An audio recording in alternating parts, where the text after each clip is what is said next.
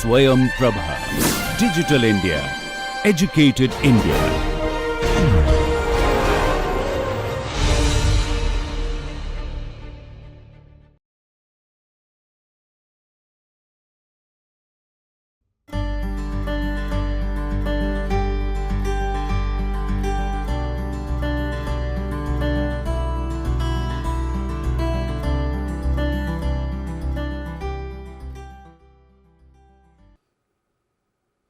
We have seen how the earliest temples started off as divine shelters. But the idea of Vedic sacrifice, which is an idea in which you have sacrificial altars, also needed to be reconciled with these divine shelters that were being built for Jain, Buddhist and Hindu deities. Thus, shelters had to be combined with sacrifices and also with worship of stones and trees.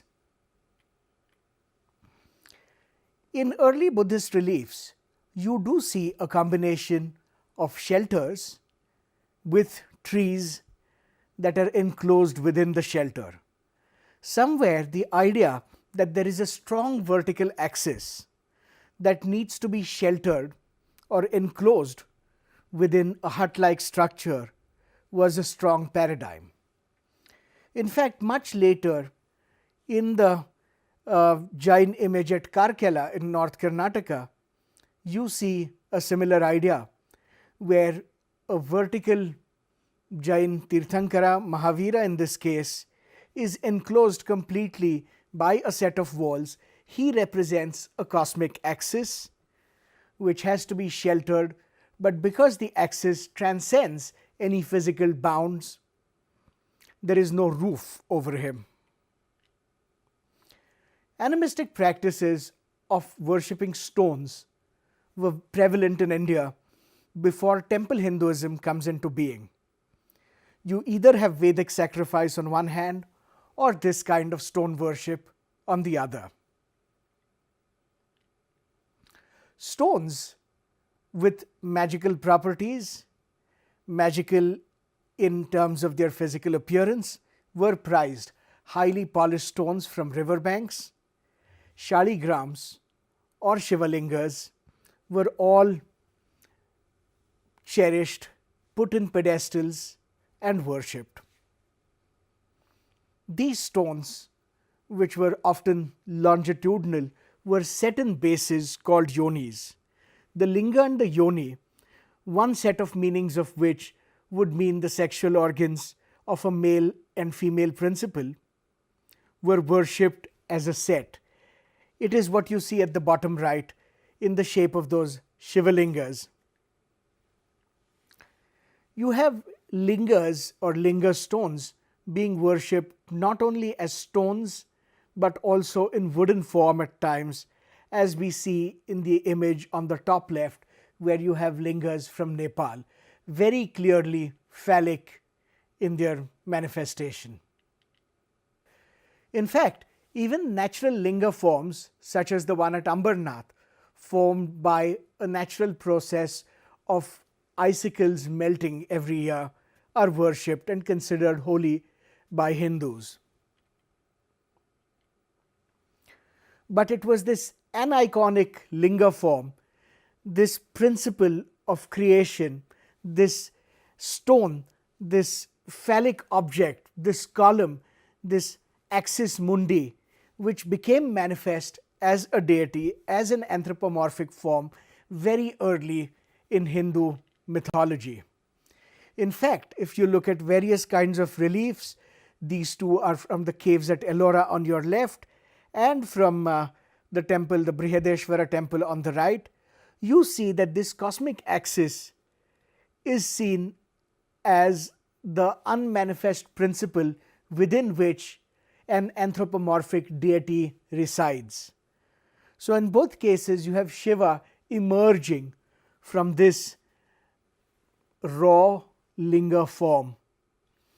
In the picture on the left, you can see very clearly that on the top right you have Brahma trying to find the top of this column, flying up to the heavens, and at the bottom left you have Vishnu in the Varaha avatar trying to find the bottom of this column, going into the murky depths, the muddy waters, and which is why he has the Varaha avatar.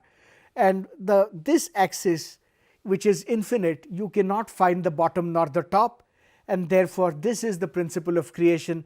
This is the axis that needs to be worshipped, and this can only be manifest in anthropomorphic form as Shiva bursts through. The Arupa form of Shiva becomes the Rupa form of Shiva.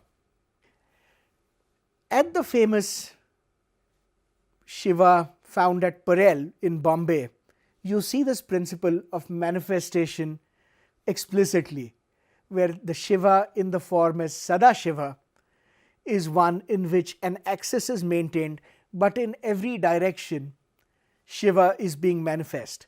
We shall see later that this imagery is not limited to Shaivism, but you also have images of Vishnu which are similar, where you have Vishnu along one axis starting off as a single anthropomorphic image, but really expanding to fill up the whole universe beyond.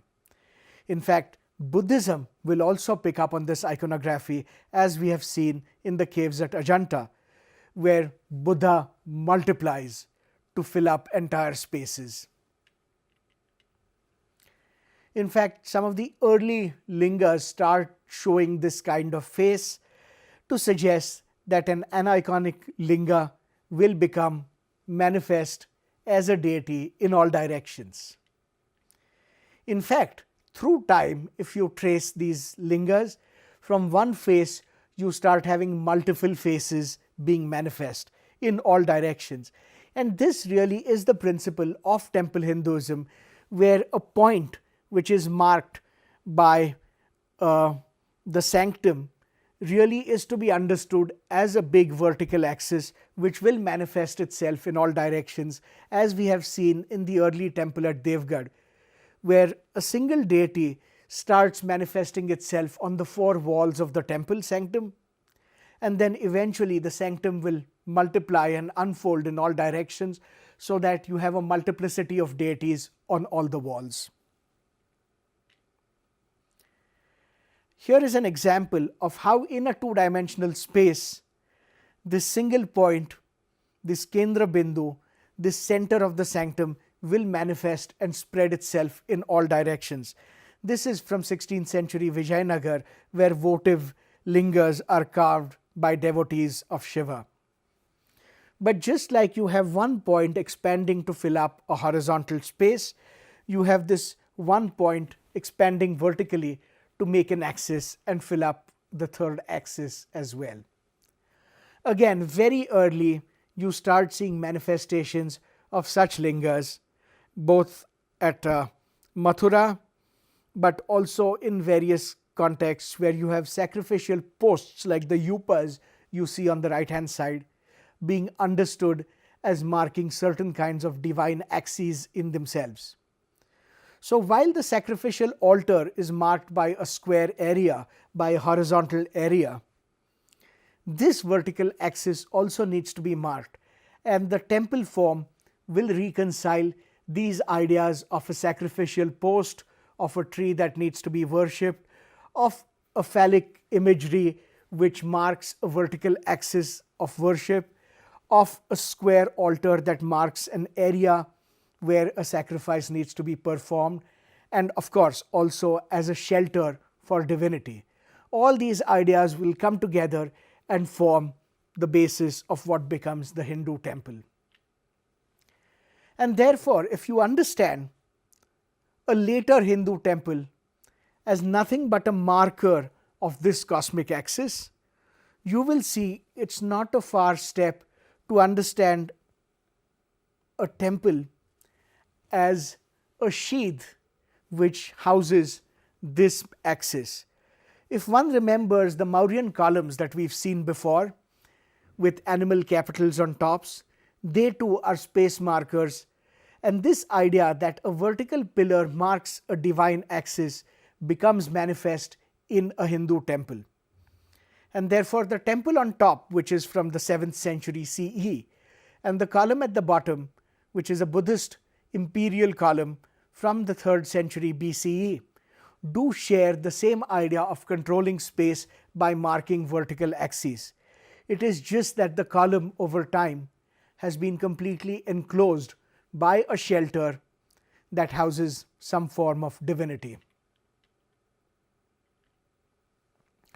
And therefore, if you look at the first proto-shrines at sites like Udaygiri, which you see on the left-hand side, all you have is a cave with a porch in front, the porch consisting of no more than 4 pillars and a small portico roof.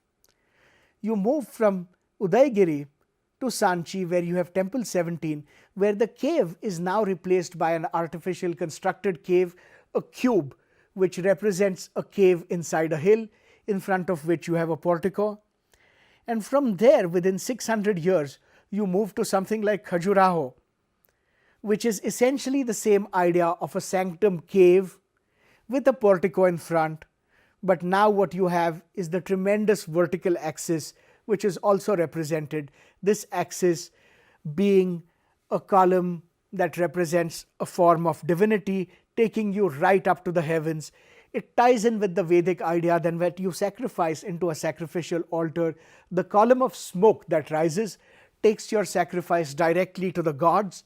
In this case, this vertical axis connects you with divinity directly. Right on top of this temple at Khajuraho, you see this ribbed, flattened dome, something called an amalaka, which we will talk about shortly.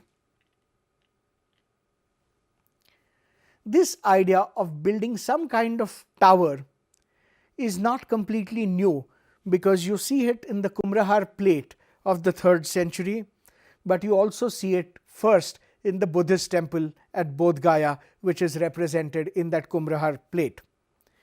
What you do see at cave sites before are these multi-storied mansions which are represented on the insides of the caves. But to have multi-storied mansions as freestanding structures, you really have it with early Buddhist sites and representations of those sites.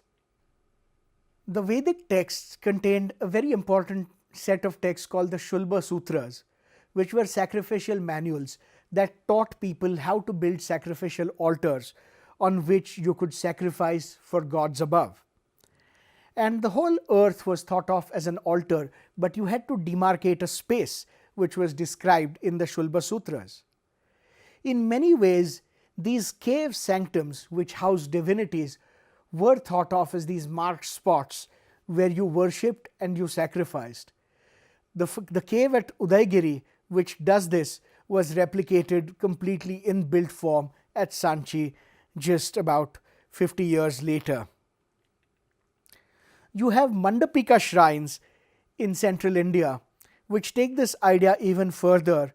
And what you see in the Mandapika shrine on the left is nothing but a sacrificial altar, a square altar, which has 4 columns that support a roof on top. And the roof on top is also in the form of a sacrificial altar. The altar at the bottom is called a Vedi, and the model of an altar on the roof is called an Uttar Vedi.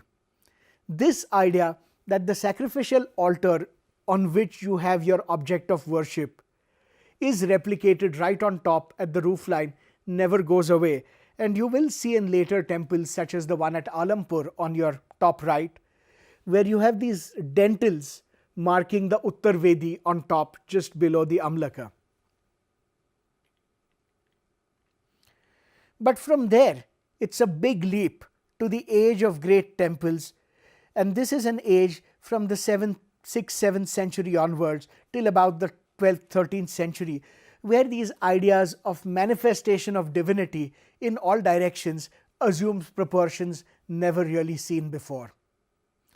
And the 3 large remnant extant examples we have of great temples are the Brihadeshwara temple built in 1010 at Tanjavur, the Lingaraj temple in Bhubaneswar, and the Kandariya Mahadev temple built at Khajuraho in 1025.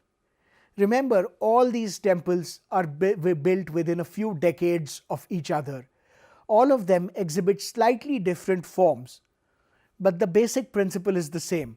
They enclose a square sacrificial altar in the middle of which is an object of worship that is divine. This object represents a vertical axis which has to be marked by a model of a multi-storied mansion culminating on top in either a hut or an amlaka, and from there your prayers reach the Devlok right on top. In front of all these sancta are big sabha mandapas in which various activities pertaining to worship might be carried out. The idea that this shikhara, this superstructure, has to manifest a multiplicity in all directions to represent the great manifestation of the divine is also not forgotten. But take a step before, and we have a couple of temples which are not freestanding temples of this great age, but proto-temples such as the great temple at Elephanta in the 6th century CE. And this is a temple that has all the characteristics of the great temples that we see later, except one difference in that it is built inside a cave and it is not a freestanding object. But note that the temple of Elephanta has two different axes on which you see two different things, one of which is a ritual axis on which you have at the end a small hut-like structure within which is a Shivalinga. This represents the unmanifest form of the divine. And that is the axis you see on top, which goes from east to west. At the bottom, you see the other axis which goes from north to south, and along that axis all you see at the end is this great Trimurti, this great manifestation of Shiva arising out of the rock. And so depending on your mode of worship, you would either move from east to west worshipping the Shivalinga housed inside a small shrine, or you would move from north to south looking at this great image of Shiva as it's manifesting itself from the living rock. And so these two manifestations of Shiva are a point that is at the cusp of moving from cave temples to freestanding temples. Here you have both modes of worship along two axes, and while the temple is inside a cave, it starts exhibiting many of the properties that freestanding temples have. And one of the most important of these properties is this idea that the deity who is enshrined inside the temple will manifest himself or herself on the walls of the temple. This is not a freestanding temple, so the only walls on which this deity can be manifest are the internal walls of the cave. And how that is done, we shall see now. If you look at the mandapa, this big hall which leads you along two axes to the Shivalinga and to the Mahadeva, you see in the corners of this hall various depictions of episodes from the life cycle of Shiva. If this was a freestanding temple, all these manifestations would have been exhibited on the outside of the temple. Because this is a cave, they are all exhibited on the inside. How do we get to this kind of cave temple from the simple caves that represent huts that we saw very early on? Where is the connection between this and the great temple at Elephanta? If one remembers the cave at Barabar, all it is a long cave with a hut-like structure at one end in which a holy presence marking the divine would reside. You then had Buddhist caves in which you had a hut that would house a stupa inside.